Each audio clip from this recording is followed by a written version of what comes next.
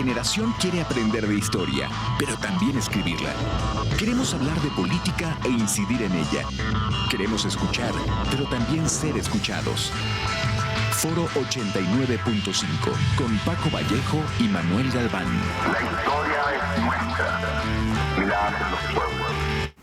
¿Qué tal? Muy buenos días, bienvenidas, bienvenidos a Foro 89.5 esta mañana del 2 de octubre, ya del 2025. Como siempre, un gusto llevar una emisión más de su programa y hacer la invitación para que participen con nosotros como cada jueves. Recordar que siempre sus opiniones, participaciones son muy importantes para enriquecer y favorecer este espacio. Aquí están los teléfonos en cabina, que es el 4421-9212-93, y también para que lleguen sus mensajes al 4421-921200 con la extensión 37120. Con mucho gusto, si llegan sus mensajes antes de que termine el programa, les damos lectura.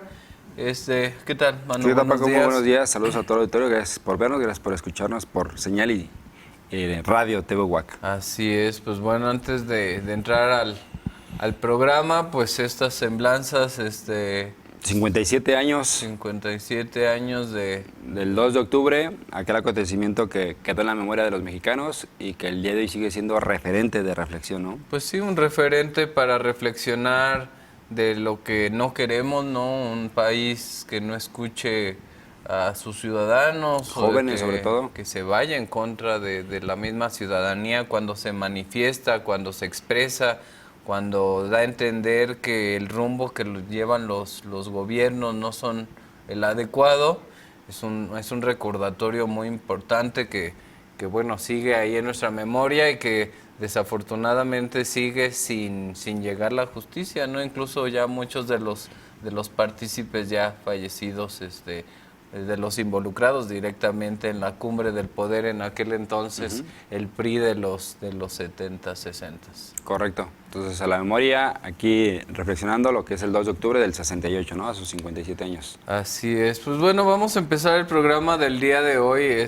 La semana pasada hablábamos de, pues bueno, cómo a pesar del gran discurso que se manejó en la administración pasada de que pues la corrupción era pues cuestión de los antiguos regímenes, ¿no? De los regímenes algo del pasado, del PRI, del PAN, del pasado, pues bueno, hemos notado y ha salido a la luz pública pues información donde nos damos cuenta de cómo esta corrupción pues va más allá de los gobiernos. O sea, en este caso tendríamos que decir que la corrupción estaba enraizada en el Estado de México, ¿no? O sea, estamos hablando de sus instituciones de seguridad, estamos hablando de los partidos políticos, estamos hablando pues de prácticamente todos esos espacios donde alcanzaba la administración pública. Desafortunadamente pues ahí se ve la corrupción, y si bien se ha tratado de corregir el rumbo, pues no basta nada más decir que no hay corrupción. Sí, el discurso es insuficiente, y sobre todo pensando, Paco, que había instituciones que parecían intocables y bien estructuradas como la Marina, ¿no? Y en esa ocasión ya le toca también hay unas situaciones, su raspón y su evidencia de que también hay estructuras y perfiles de corrupción. Y con esto a la vez vemos cómo Morena va perdiendo el discurso de moralidad que tanto se había autonombrado y que era una de las principales banderas con las cuales ha llegado al poder durante todo este periodo. Y pareciera que el día de hoy, por más que se evidencia la situación en la cual vive Adán Augusto, con todo lo que ha estado declarando, primero el viernes, luego el lunes, sí, adicional sí, a lo que... como corrigiendo dependiendo cómo va saliendo la información, ¿no? Y en lugar de mejorar, empeora la situación, y ya ahí empieza también de repente a comprometer a Claudia Sheinbaum, donde ella empieza a declarar que en su gobierno se disminuyó la delincuencia. Pues ¿cómo no se va a disminuir si tienes bajo control al pues que sí, es el número uno del crimen organizado en aquel estado? Entonces, creo que ahí es una gran oportunidad para Claudia. No sabemos si realmente la va a aprovechar o a la vez le está jugando a la microfísica del poder en el sentido de lo que representa Dan Augusto al día de hoy todavía. Sobre todo ahorita para las reformas que se vienen, ¿no? Estamos hablando de la reforma de amparo.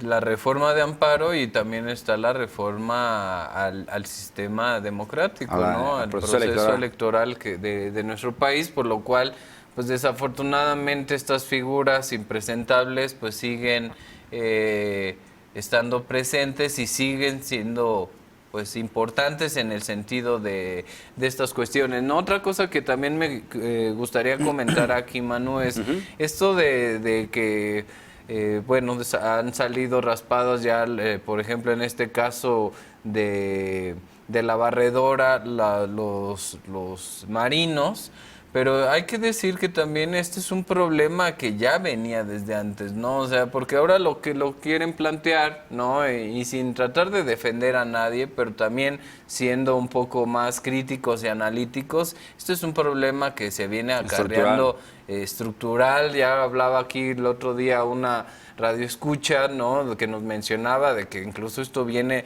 desde la llegada de los españoles, ¿no? Y bueno, podríamos hacer ahí todo este estudio de la corrupción, que más o menos ya lo comentamos en el programa pasado, pero la cuestión aquí es, ahora que ya tienes también los elementos suficientes, tienes un poder judicial a modo, ¿no? Que aparentemente va a ir atendiendo estas necesidades, pues creo que sí puede empezar a apretar y que se note esto que comentas, ¿no? O sea, que más allá de los colores, de las historias, de incluso la cercanía que pueda tener con cierto movimiento, cierto partido, que eso no sea un referente suficiente como para tratar de esconder pues ciertas realidades que siguen lastimando.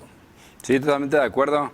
Y ya esto, se han visto casos en los cuales el día de hoy hasta los mismos detenciones que han hecho de trenes, vagones completos de gasolina, sí, declarados con otro tipo de sustancia, se empieza a rastrear y se ve que son de un exgobernador, de un exfuncionario, que obedece a administraciones pasadas, que tenían permisos, o que esos permisos ellos los rentaban o los prestaban a alguien más, sí, lo cual no se puede hacer. Y ahí no hay ningún partido que se salve, Exactamente. O sea, están bien involucrados. Por ejemplo, en el caso de la barredora, ahí hablando de Tabasco específicamente, a mí, y ya lo comentábamos afuera de los micrófonos, cuando detienen a N. Bermúdez. Hernán N. Hernán, sí es Bermúdez. Hernán.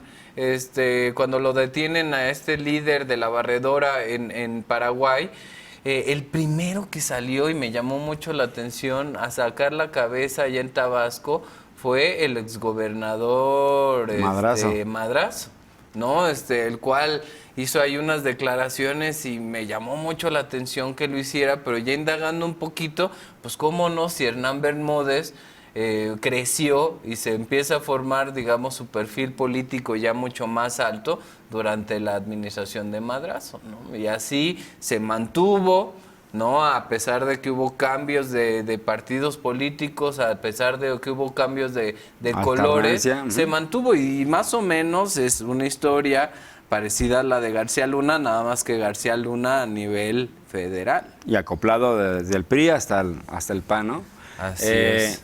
Sí, tristemente esta situación está enquistada dentro de la estructura de poder político, y es triste ver el día de hoy que un exsecretario de Gobernación, senador vigente, y así con todas las palabras, porque pareciera que el señor no se quiere mover para nada, yo creo que si se considera obradorista. O se siente muy cómodo, ¿no? O sea, se cree que intocable. Sí, esa es también otra.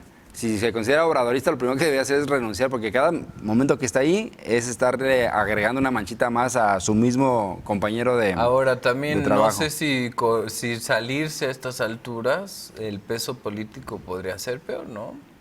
Yo creo que sería lo más, si se considera que es una persona honesta, como él dice, en ese sentido, renunciar o separarse de su cargo temporalmente, creo que debe ser lo correcto para que inicie un proceso de investigación donde él no tenga ningún problema, y además donde él desde el poder no pueda favorecer ciertos procesos, sí, porque eso también es la complicidad. Aquí uno de los detalles que a mí me llama la atención y es indignante es, a ver, ¿cómo es posible, después de su declaración, rueda de prensa que hizo el día viernes, él comenta que da detalles sobre sus declaraciones del 2023 y 2024. En ambos meses estuvo como funcionario, primero como todavía gobernador de Tabasco, después como secretario de Gobernación, después como precandidato y después ya como senador. En ambos años, 2 meses son los que estuvo sin cargo público. En 2 meses, en 2023, pudo generar 22 millones de pesos. En el 2024, 50 millones de pesos. 2 meses. O sea, pues ¿de dónde? ¿De dónde? ¿No? Imagínense, o sea, que en 2 meses uno pudiera facturar arriba de 50 millones de pesos. Yo creo que ni el porcentaje, yo creo que apenas llega al 1%. Aquí podemos ver, porque si hacemos un análisis así de político por político, o sea, tienen muchos negocios atrás de esta fachada de funcionarios públicos. La cuestión aquí es nuevamente, y creo que también tiene que ver con este tema que ya habíamos medio tocado aquí, esta doble, digamos, moral, ¿no? Doble rasero donde públicamente te adhieres a esta política de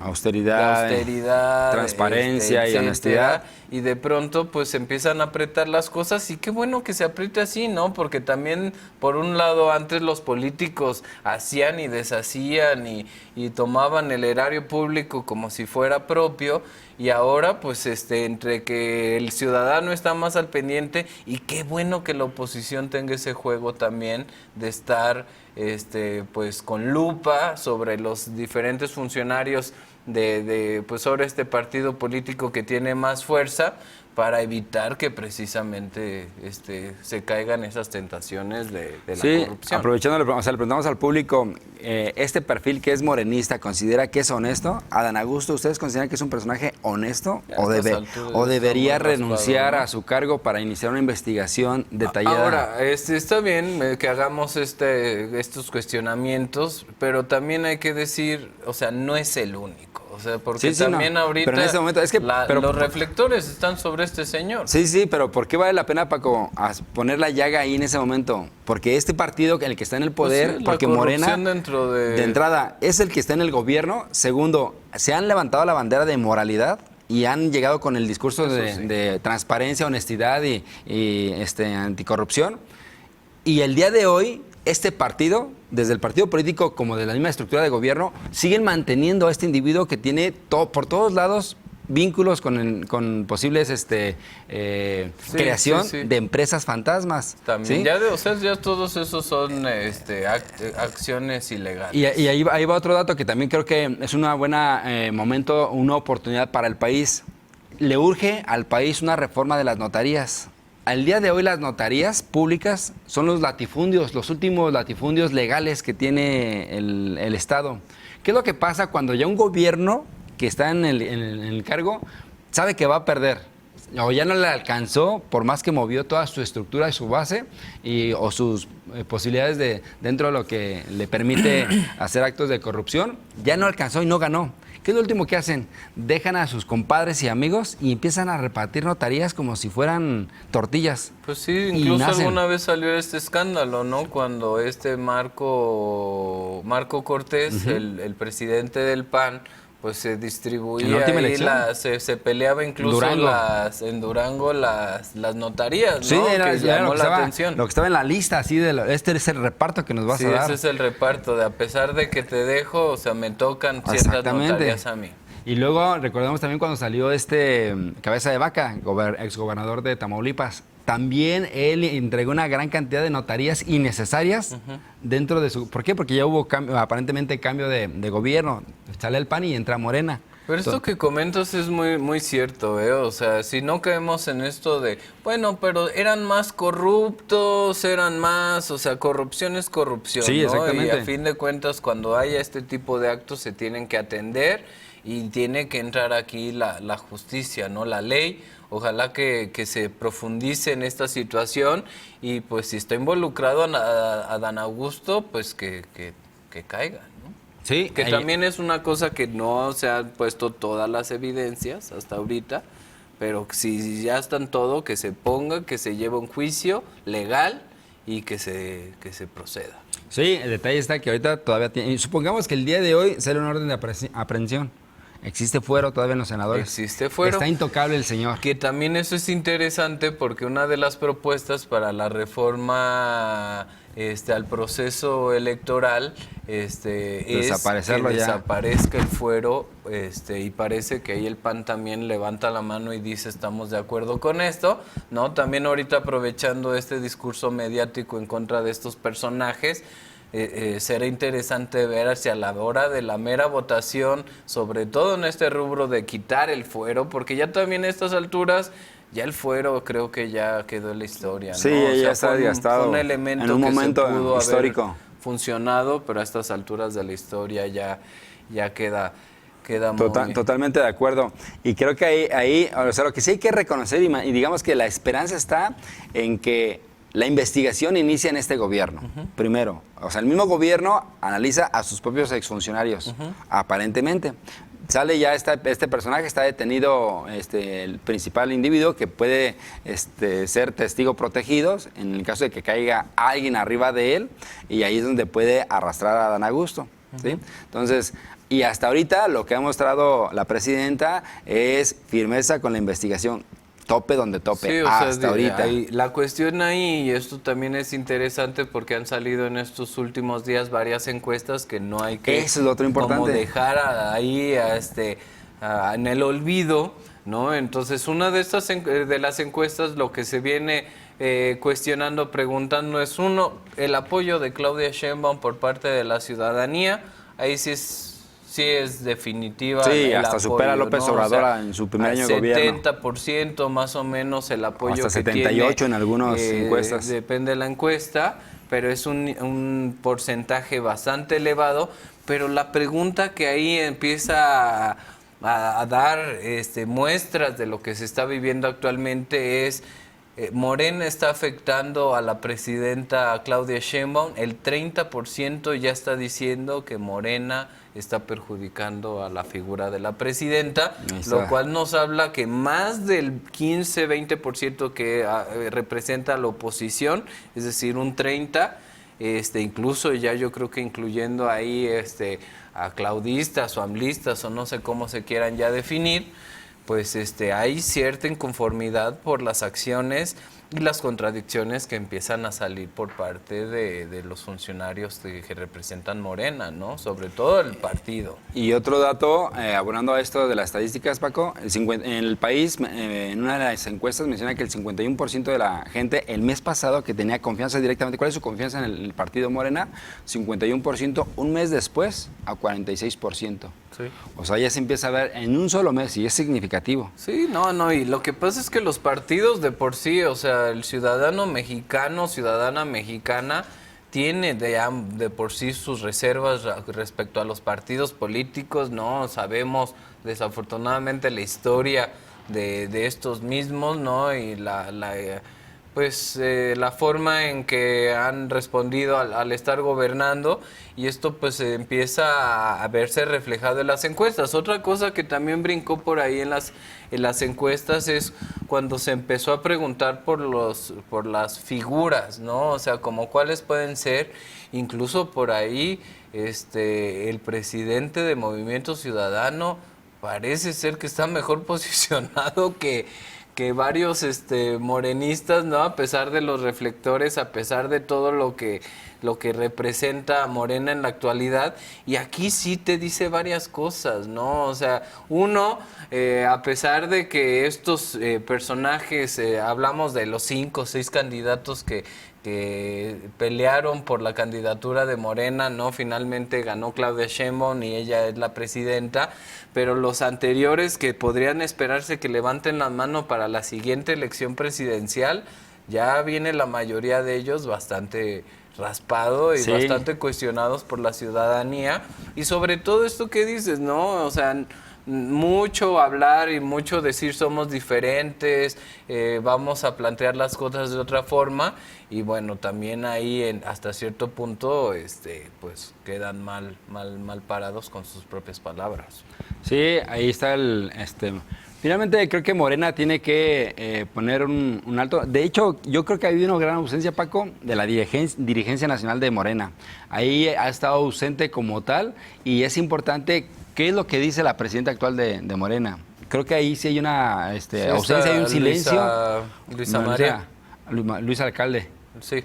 Ajá, y creo que eso es importante porque no pueden dejar solamente a Claudia Sheinbaum. Claudia Sheinbaum es presidenta. Sí. Y de repente pareciera que ella también es la líder de Morena, ¿no? Quieren Pero replicar no, la misma dinámica que López Obrador. Y cuando López Obrador era tanto presidente como a la vez dirigía al partido indirectamente. Moralmente, ¿no? Y Claudia creo que sí ha sido como muy clara en eso de, pues eso le corresponde directamente a Morena. O sea, está tratando de sacudirse de, ya ahorita no me corresponde. Sí, no me y ahí es cuando tendría que salir la dirigencia de Morena a decir cuál es la posición, cuál es la situación. Y los dos personas que quedaron, digamos, al frente de Morena, creo que se han quedado chicos, pues Luisa María, alcalde y Andrés Manuel López Beltrán, que ya también ha sido exhibido, creo que también por eso, o sea, si no tienes, y lo dijo muy claro Andrés Manuel en su administración, ¿no? Estar en esta lucha de la izquierda, o sea, es complicado y cualquier detalle que tengas ahí va a ser usado, ¿no? Y también pues eso es algo que sorprendió, ¿no? O sea, ¿cómo es posible que poco a poco fue construyendo su figura y ahora resulta que desde siempre fue el líder del narcotráfico y este tipo de novelas que también me parecen ahí un poco que ha aprovechado, que ese es otro punto, Paco, cómo la oposición a este momento está ganando el discurso. O sea, la oposición, creo que uno de los poderes o de las fuerzas donde la oposición todavía tiene resistencia es en medios de comunicación. ¿Sí? Y ya ha logrado desde los medios de comunicación de forma significativa golpetear al gobierno en turno. Sí. Y muchas veces... Y a los personajes de arriba, ¿no? Sí, sí, o sea, totalmente. Ahí está Noroña, está Adán Augusto. O recordarás esta última donde que un amparo que de los hijos de López Obrador cuando ni existía ni nada, ¿no? Pero mediáticamente se posicionó de forma significativa. Sí. Y ahora con esto de Adán Augusto se está en la agenda de forma constante. Sí, y pues es importante. Se presta al discurso que han venido manejando, exactamente. ¿no? Es de, ya vieron, efectivamente. ¿Dónde está su moralidad? Ellos son el narcotráfico en la actualidad y bueno, esto que solito Morena ha dado pie a esta situación. Imagínate tú panista, Paco, uno que fuera panista y dice, me echaron tantas veces García Luna encima, pues ahora va la mía, ¿no? Pues sí, va de regreso, así, para que vean lo que se siente traer una carga donde el jefe del Ejecutivo no podía estar enterado de la situación de su secretario de Seguridad. Pues bueno, así está la situación y bueno, comentábamos por ahí también, se preguntaba cuáles podrían ser los personajes que encabecen a la oposición en los siguientes años y por ahí no, y ni siquiera figura Ricardo Salinas que por ahí ha estado levantando la mano, pero es otro innombrable, o sea, es alguien impresentable, o sea, la verdad es que es una persona que está tratando de llegar al poder para evitar pagos, para evitar yo creo que hacer lo que le debe como ciudadano. Nos daría un programa yo creo que valdría la pena dedicar un programa para precisamente no descartarlo tanto, porque eso se dijo en su momento de Milei, eso se dijo de Bolsonaro y terminaron siendo presidentes de su país. Entonces, yo creo todavía como que es muy pronto como para decir, a ver qué perfil está potencialmente bien posicionado. Llevamos a un año después de la elección, un año de gobierno.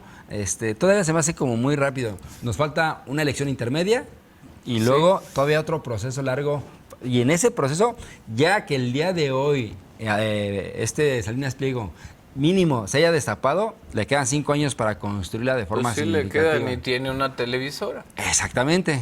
Y no hay límite de dinero para él porque no paga impuestos, entonces ¿tiene con qué? Tiene con qué. Bueno, pues se nos acaba un programa más. Tenemos que seguir ahí analizando también qué empieza a pasar con los partidos de oposición, qué está pasando con el PRI, qué está pasando con el PAN, con Movimiento Ciudadano. Pero bueno, esto lo iremos abordando en los siguientes programas. Queremos agradecer como cada jueves su presencia, invitarlos a participar con nosotros y pueden ver también nuestras repeticiones en YouTube como Foro 89.5. Nos vemos el próximo jueves. Nuestra generación quiere aprender de historia, pero también escribirla. Queremos hablar de política e incidir en ella. Queremos escuchar, pero también ser escuchados. Foro 89.5 con Paco Vallejo y Manuel Galván. La historia es nuestra y la hacen los pueblos.